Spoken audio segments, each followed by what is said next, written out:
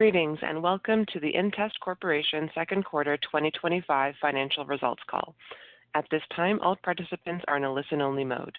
A brief question-and-answer session will follow the formal presentation. Should anyone require operator assistance during the conference, please press star zero on your telephone keypad. As a reminder, this conference is being recorded.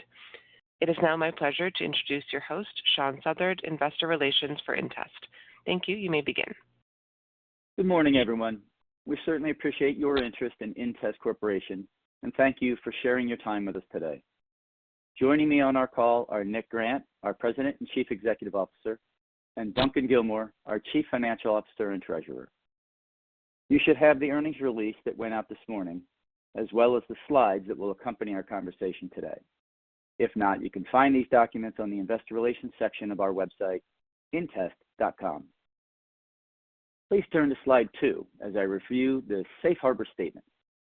During this call, management may make some forward-looking statements about our current plans, beliefs, and expectations. These statements apply to future events that are subject to risks, uncertainties, and other factors that could cause actual results to differ materially from what is stated here today. These risks, uncertainties, and other factors are provided in the earnings release, as well as in other documents filed by the company with the Securities and Exchange Commission. These documents can be found on our website or at sec.gov. Also, as covered on slide 3, management will refer to some non-GAAP financial measures.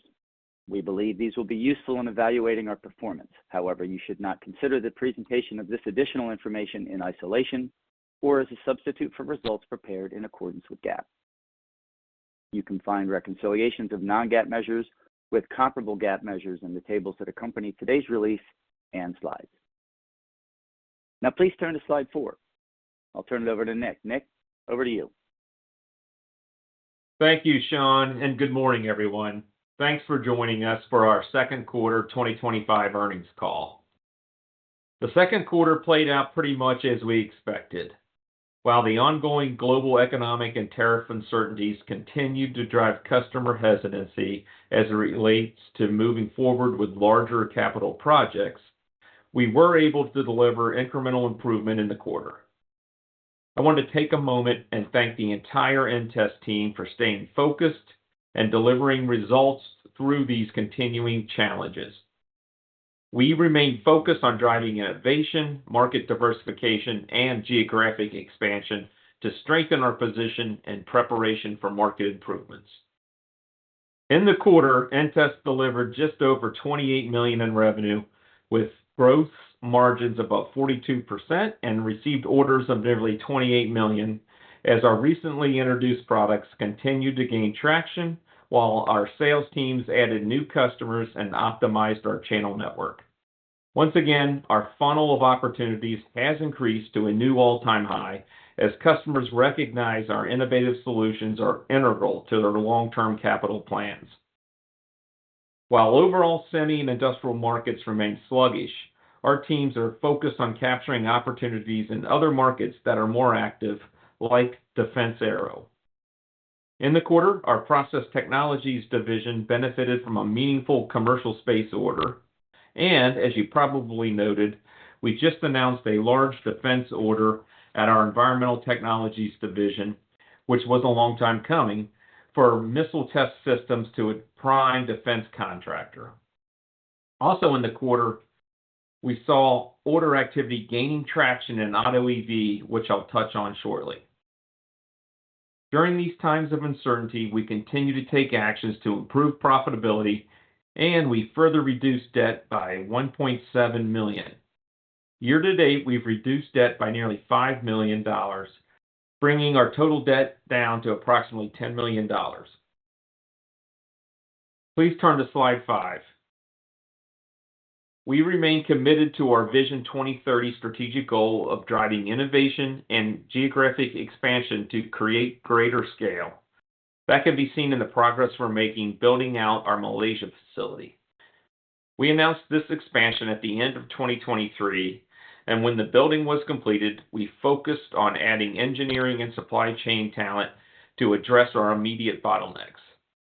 The build-out of the manufacturing space was recently completed, and we remain on schedule to begin manufacturing first article products in this new facility during the second half of this year, with production slated to ramp up in 2026. Our for the region approach will enable us to better serve customers in the area, capitalize on a lower cost supply chain, and capture logistics improvements that we expect will enhance our market competitiveness and drive growth. In addition, it will provide a lever we can use to better insulate us from potential tariff impacts.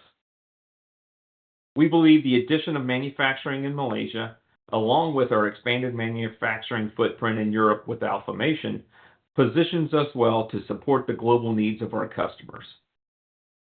Let me now review orders and backlog on slide 6. Orders for the quarter of nearly $28 million grew 10% sequentially, reflecting strength in several markets. Demand in auto EV increased 40% to $7.1 million. Life sciences more than doubled to $2.9 million. Safety security grew 74% to $1.2 million, while defense, aero, industrial, and other markets also improved. Semi continued to remain weak, with a decrease in orders of 24% sequentially. The $2 million increase in auto EV demand was driven by wins with key Tier 1 suppliers at our affiliation business for OEM 2027 model year program starts. In addition, affiliation made good progress diversifying their auto exposure with a key win in the life sciences space, resulting in that business achieving its highest level of orders since joining inTEST.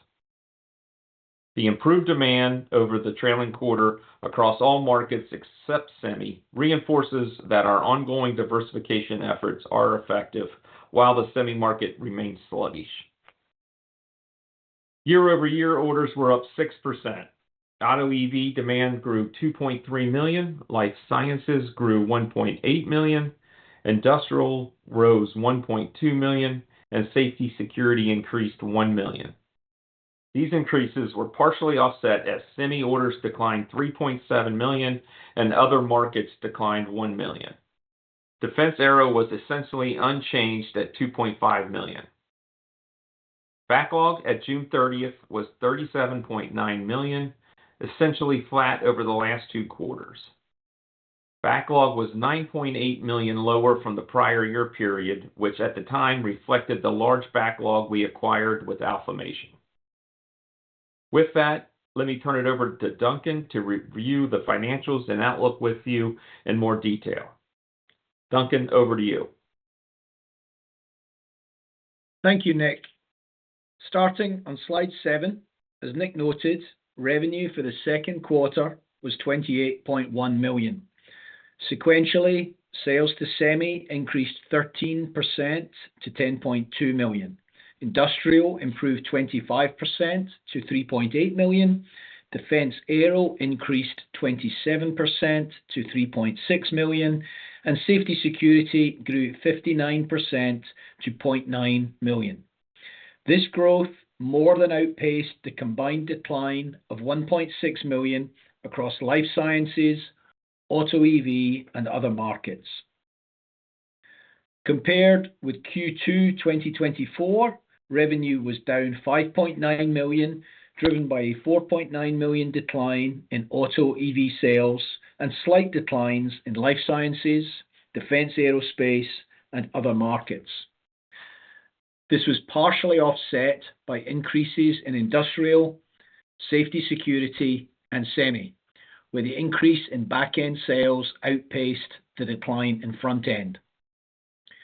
Moving to slide 8, second quarter gross profit of $12 million increased 0.9 sequentially on higher sales volume, ongoing cost actions, and the execution of tariff mitigation tactics.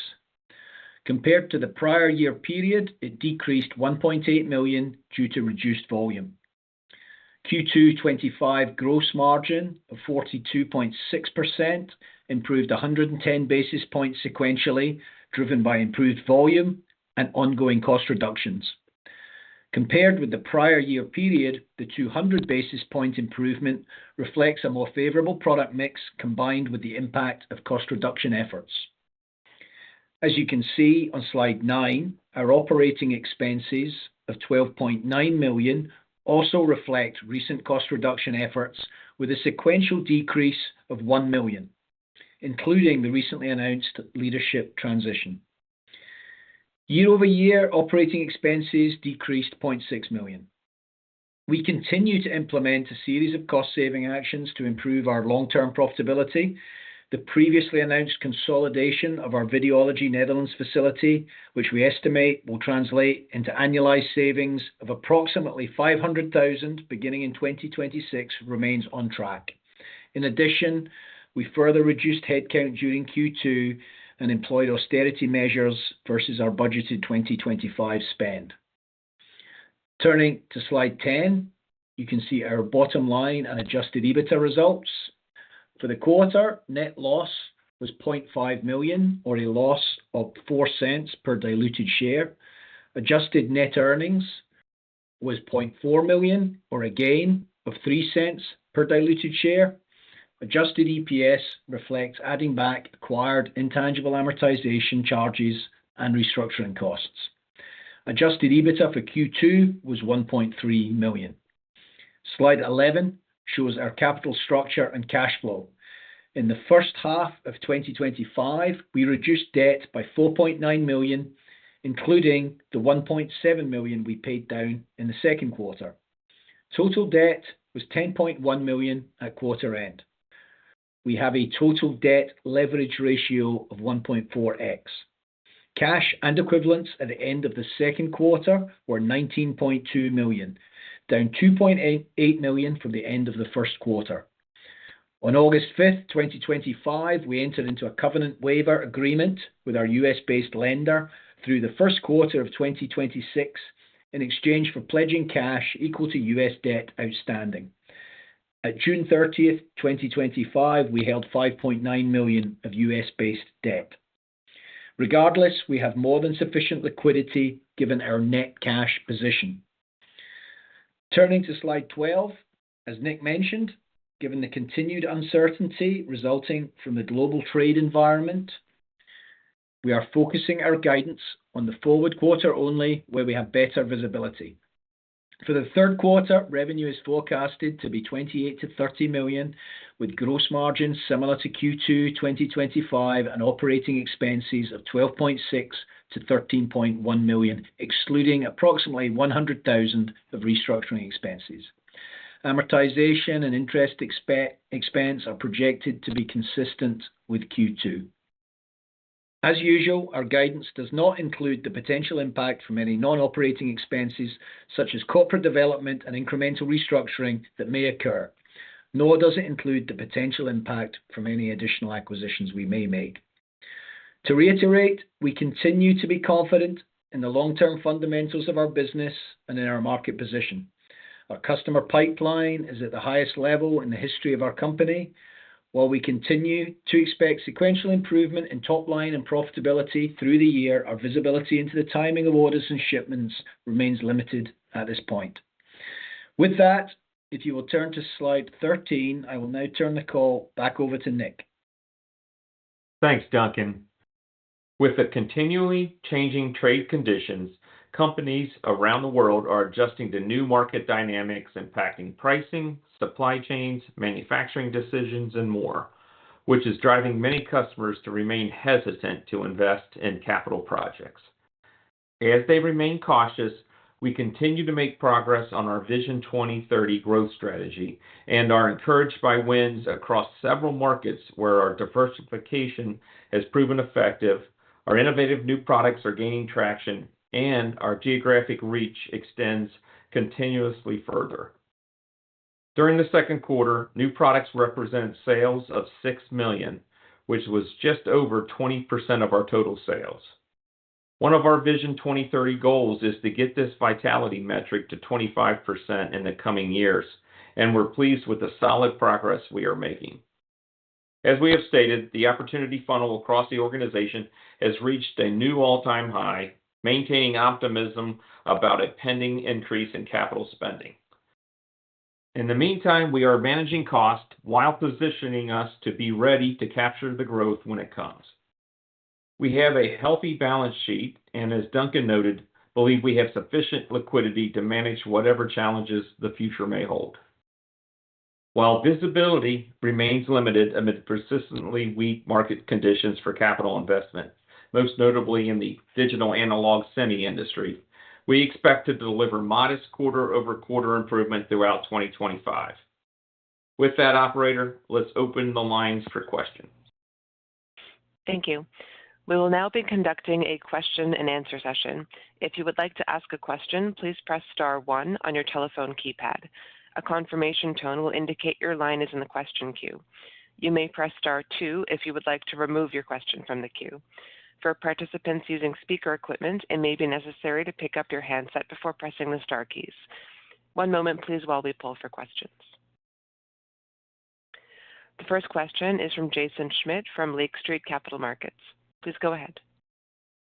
Yes, thanks for taking my questions. I just want to start with today's announcement on that defense order. Is this a brand new customer for you guys? And I guess relatedly, why did you win? Hey, good morning, Jason. And this customer is an existing customer of ours. We actually delivered 3 systems back at the end of in Q4 of 2024, and this is a follow-on from the prototype units that were delivered. So we have a long-standing relationship with this customer. Did a number of the first generation test systems, and now they're ramping up next gen systems as well as volumes. Gotcha. And then understanding sort of the dynamics you laid out for the outlook, but just curious if you could comment on how customer order patterns have been so far for the first 6 weeks of this quarter. Yeah, we're really pleased with the order pattern we're seeing. Typically, as we've talked about in the past, the first month is softer and it continues to improve throughout the quarter. We've had a really solid start over the first few weeks here of the quarter. So encouraged. We continue to see the automotive industry investing for their 2027 model year programs. The defense space remains very active, and of course this order helps in that. But very encouraged by the start here in Q3. Okay, that's good to hear. And then just the last one from me, and I'll jump back into queue. Can you remind us what the capacity will be in the Malaysian facility? I know it will vary by given sort of product mix, but at a high level, how should we think about capacity? Good question there. The guys have all kind of identified some products that they will start making out of there, and of course we'll ramp up more over time to better support that region.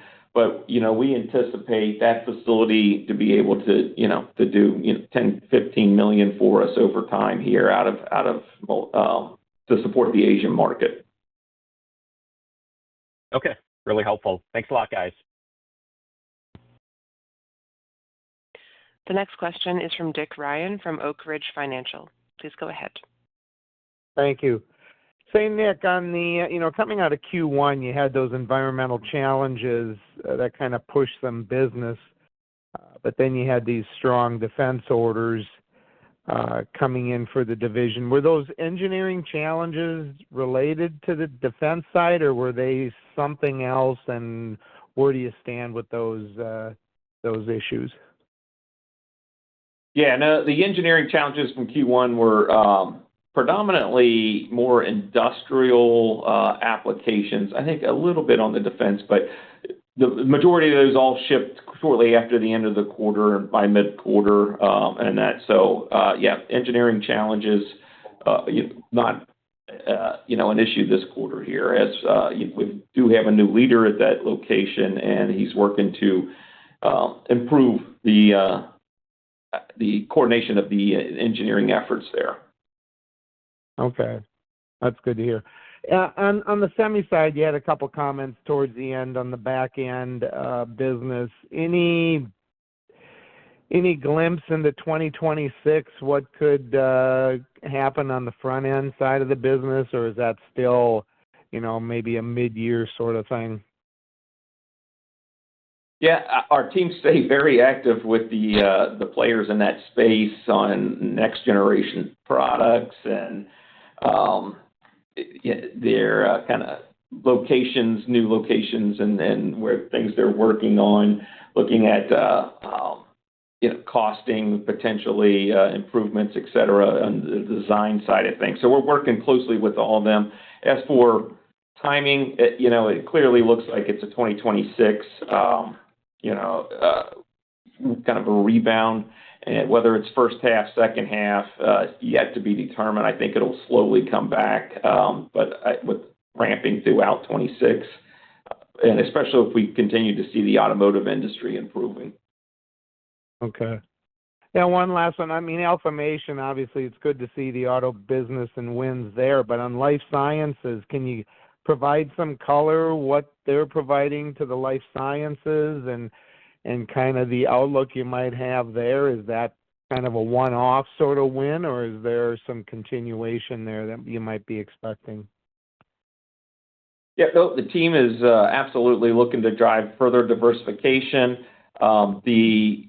The wins that they saw here were kind of follow on some medical device electronics for the medical space there, and there's a strong pipeline of continued follow-on orders with this particular customer, but they are focused on other applications, and their technology really lends itself nicely for this space as well from an electronic test perspective. So, we're focused on capturing the automotive as it comes back here, but also driving diversification. Okay. Great. Well, I appreciate that, and good job on a solid quarter here in Outlook. Appreciate it, Nick. Thanks. Thanks, Dick. As a reminder, to ask a question, please press star 1. The next question is from Ted Jackson from Northland Securities. Please go ahead. Thanks. Good morning. Hey, Ted, how you doing? I'm pretty good for a busy day. It's peak reporting season, but you know what? I'm up to the challenge. So I wanted to start out. Book to bill was about 1, and you've been basically knocking around 1 the last 2 quarters, and to me that tells me that you've got let's say you've kind of come back where you've got a pretty decent handle around your business in terms of kind of the near term. When you think about getting growth back in the business, we would expect to see that book to bill start trending up above that 1. And so for those of us that sit on the outside, are there things that we should be looking for that would be kind of leading indicators to say, hey, the order activity is really picking up, and could you kind of describe that a bit? Just give us some guideposts, maybe. That would be my first question. Yeah, we tried to provide a little bit,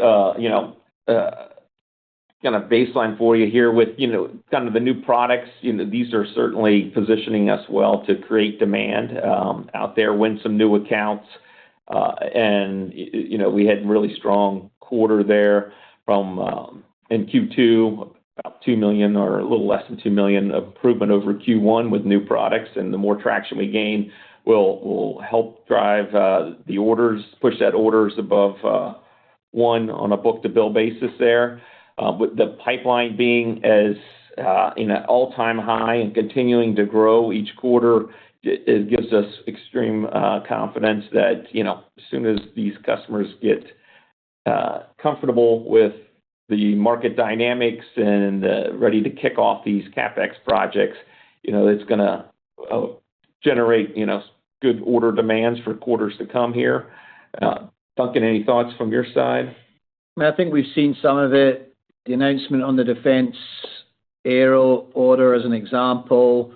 Also seeing the Alfamation activity, both auto and life sciences, in that case, picking up. Those are all positive signs. The front-end world is not moving really right now in terms of customers actually placing orders, although as Nick indicated, there's plenty of discussion, plenty of ongoing dialogue, just a case of capital investment kicking off again for another cycle down the road, but likely out into 2026. But that'd be another space to keep an eye on. The back end semi was a little softer, as we indicated this quarter. Again, I think seeing that out in the marketplace across other analog mixed signal test type players. But again, we expect to see that continue to pick back up as hopefully the global economy stabilizes, a little bit more certainty, and people start to know where to place their bets from a capital investment perspective. On the defense order, and I probably already know the answer, I was just given kind of what your orders were for the quarter, but did that order happen in the third quarter, and hence we would see a pickup in terms of all else being equal, the defense aerospace orders line when you report your third quarter? Yes, it was a Q3 order that came in. So, okay. Then a question for both of you on OpEx. Honestly, great expense control. It was lower than I expected it to be. Duncan, you talked about, some headcount and reduction and austerity measures. Can you kind of walk through what you're doing in terms of bringing those costs down, and how much of that savings is permanent in nature, and how much of it will turn around once we kind of get to a more normalized market where growth returns? And then I have one more after this. Yeah, a lot of it is, so I mentioned headcounts. We have been reducing headcount steadily over really the last number of quarters as volumes have dropped. Direct labor, some of the operational overheads, headcount has dropped. Year over year, we're probably down around 50 heads across the global organization. Q2 versus Q1, probably around 15 heads, with a lot of those in direct labor, overhead type positions. We've been adding slowly where we've seen attrition. We obviously will continue to replace positions that are needed. And then discretionary spending areas like travel, marketing spend, trade shows, things like that, we have been tampering down, holding back on. We would expect to continue to invest in those spaces and increase that as activity levels dictate. So to answer the second part of your question, some of that will come back as we see volumes pick back up. A couple of the other things we referenced, the Videology operational restructuring, those savings kick in 2026. That's a longer-term initiative that we're driving. And we also did have in Q2, we did announce a small executive restructuring. We reduced our executive headcount by one, with Rich Rogoff, who's in the dedicated M&A role, moving into the environmental technologies leadership role, which led to a net headcount reduction across the executive team of one. So these are all examples of things that we've been doing. I'd say more skew towards the temporary than the permanent, but we're very focused, as you can see, on spend control as we see as the top line's a little softer. Okay. And then my last question, just touching back over to the Malaysian operations as you ramp that up, kind of a give and take. How much of, as you ramp up manufacturing of product in there, how much of your, I don't know, you call it revenue or however you want to think of it, volume is going to be transferred from existing facilities in there? And then what will the net of that be with regards to margin as you kind of, basically take absorption down, if you would, in some areas, and then, improve it, obviously, in Malaysia. And then when you talk about getting that to $10 or $15 million in revenue, when do you see that happening? Yeah, so we're focused on really driving growth out of that facility by better serving customers in the region, allowing us to be more competitive from a price position with a better supply chain cost base and lower labor cost on that. So it's not like we're going to be shifting a whole bunch of operations out of the U.S. over there. We will support some customers that are have facilities in those regions out of that site.